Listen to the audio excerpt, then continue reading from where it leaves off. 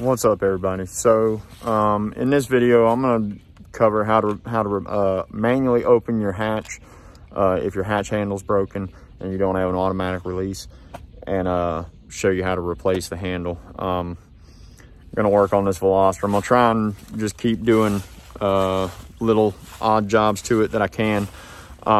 This car has actually been pretty much bulletproof the whole time I've had it. I haven't had to do any work to it, any major work to it. I've done routine maintenance, brakes and oil changes and things of that nature, but I haven't had to do any major mechanical work to this car at all. Still running the original water pump. Every timing chain, all that stuff's original. The only major work that I've done to it is I've replaced the clutch, which I did a video on, and that's the first major mechanical work that I've had to do to this thing. Now, I've had to replace this stupid hatch button probably about 5 or 6 times. It's really aggravating. And I had jerry-rigged it a couple times because I had a hard time finding a supplier for them. And now you can buy them off of Amazon for $20 delivered to your door. So I went ahead and I had modified my original switch so that I could use the hatch while I was waiting on the new button to show up. And got the new button, went ahead and put the button in. So in this video, I'm going to go over all that. But still battling some stuff here at the house that I can't discuss. And it's preventing me from being able to do anything major to any of these cars. I can't buy or sell anything. If you know, you know. I can't tell you what's going on, but you can probably put 2 and 2 together what's going on. But I've been looking at quite a few Genesises so that I can do the rear wheel conversion on this car. And I actually found a 3.8 track edition with a 6-speed manual and everything.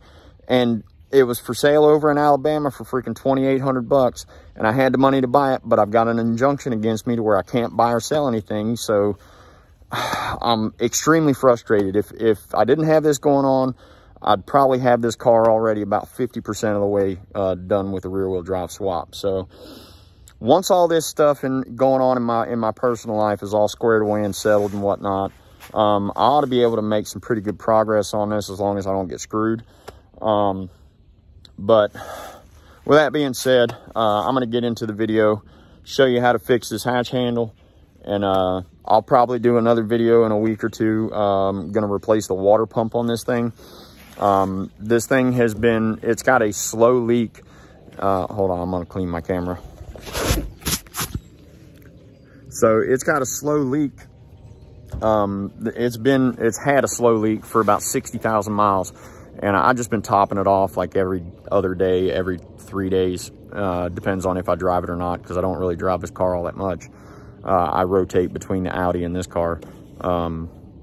But I've been driving it for about 60, 70,000 miles with this thing leaking antifreeze. And I mean, like I said, it's not very much. It leaks probably about a quart of antifreeze every 2 days. So, but it's leaking out of the weep hole for the water pump.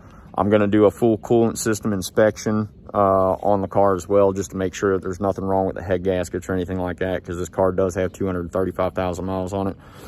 Not that I plan on keeping this motor, but I want to keep it running as long as I can until I get the Genesis, so that I can keep it mobile until I start doing the full, basically cutting of the car, because once I cut the car, I'm not going to be able to drive it until I get it welded back together and painted and all that shit. So,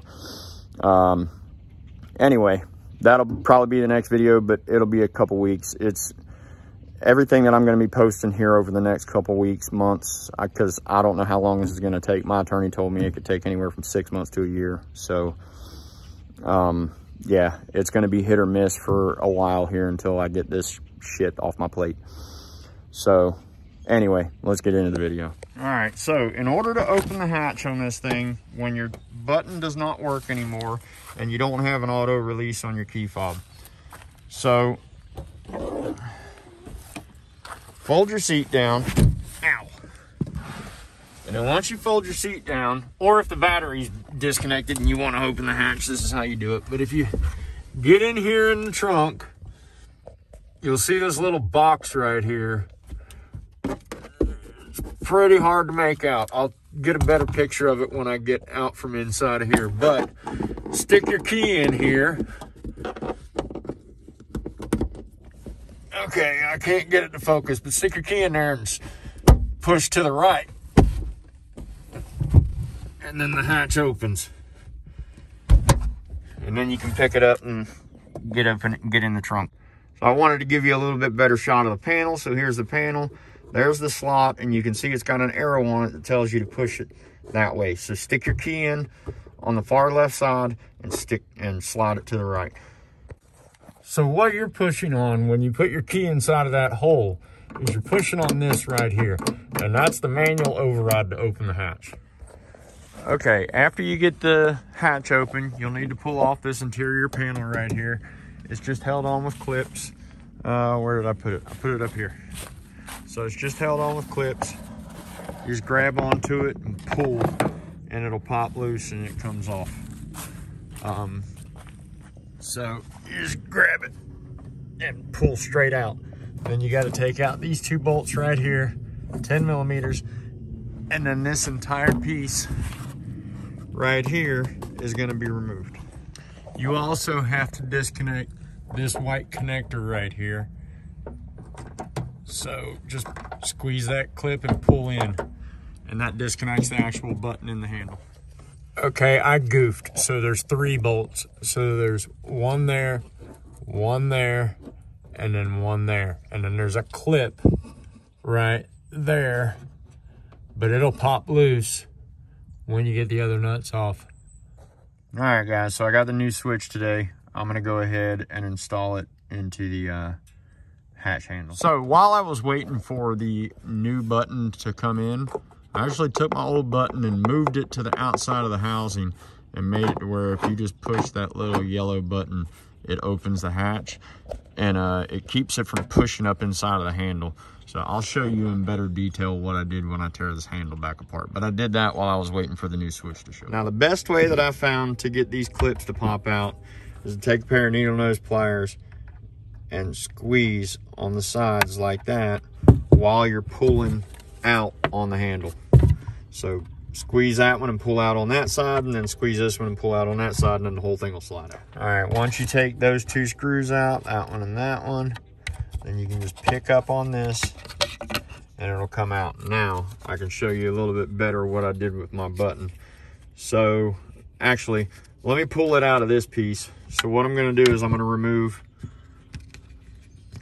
both of these screws right here underneath my fingers. Remove both of those screws, and then the entire button will come out.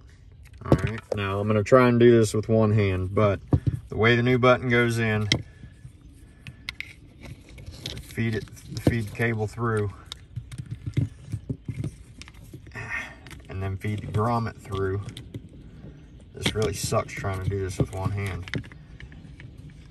And then once you get that through, then you can feed this all the way through and set it into place, and then you'll be able to put your screws in. Now this button will only line up one way. If it's the wrong direction, the screw holes will be too low. So if the holes don't line up, rotate it and pull it back up and see if your screw holes line up. As long as they line up, you can put this back together, and you'll see that's how it sits in there now. And you just slide that down into the tabs. Again, this is easier if you're doing it with 2 hands.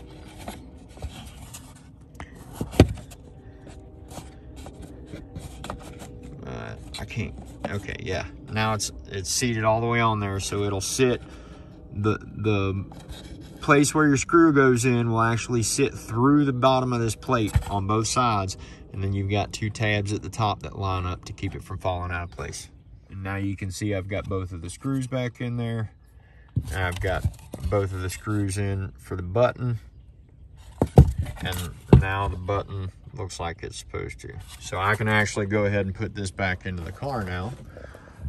And typically what I'll do, again, this is very difficult trying to do this with one hand. So, shit, I just dropped the switch. Anyway, trying to do this so I can show y'all, but feed that through and then get this to sit where it's supposed to. And I just kind of rest it in place and let it sit there. And then go to the back side, and I'll actually pull this wire pull the grommet down into the hole.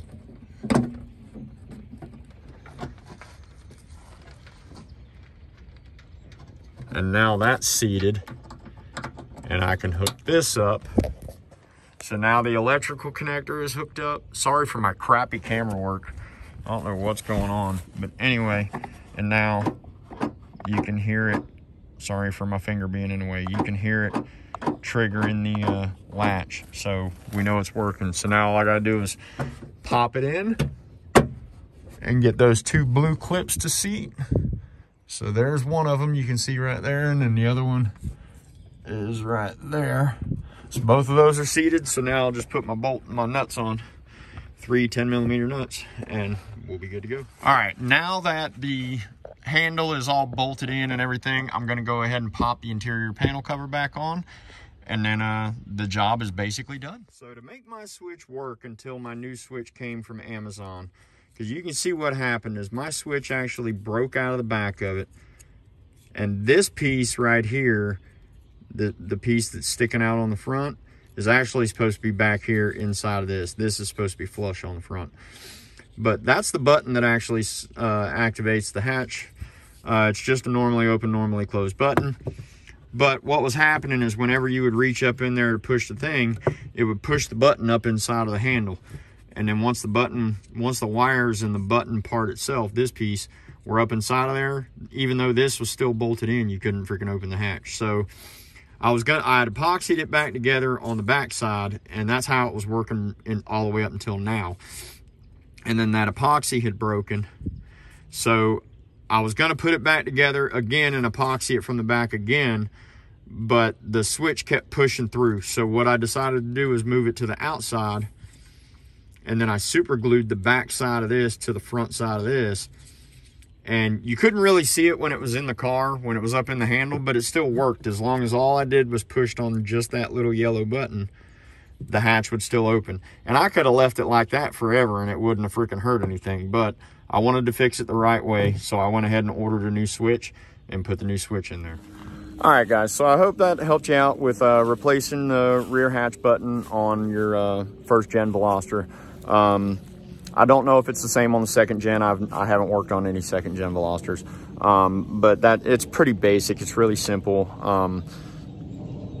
If you have any questions about it, feel free to reach out to me in the comments. But like I said in the beginning of the video, the next video that you're gonna see is more than likely gonna be the water pump for the Hyundai. It may be the rear wheel bearing replacement on the Audi. I don't know yet, because it's gonna be whichever one I'm able to get the parts quicker. But I'm very limited as to what I can spend on stuff, and it's really aggravating. It's driving me insane. But I'm gonna push through it. I'll freaking come out good on the other side. I just gotta freaking make my way through whatever's going on. So hopefully you guys will stick with me, and when I get to the other side of this, be able to have this channel be doing some amazing stuff. But right now I kind of had to put brakes on it, and I hope y'all understand. I hope y'all stick with me, and I'll see you in the next video. Thanks for watching, and like always, if this video helped you out in any way, please like, comment, share, subscribe, let your friends see what I'm doing, and I'll see you in the next one.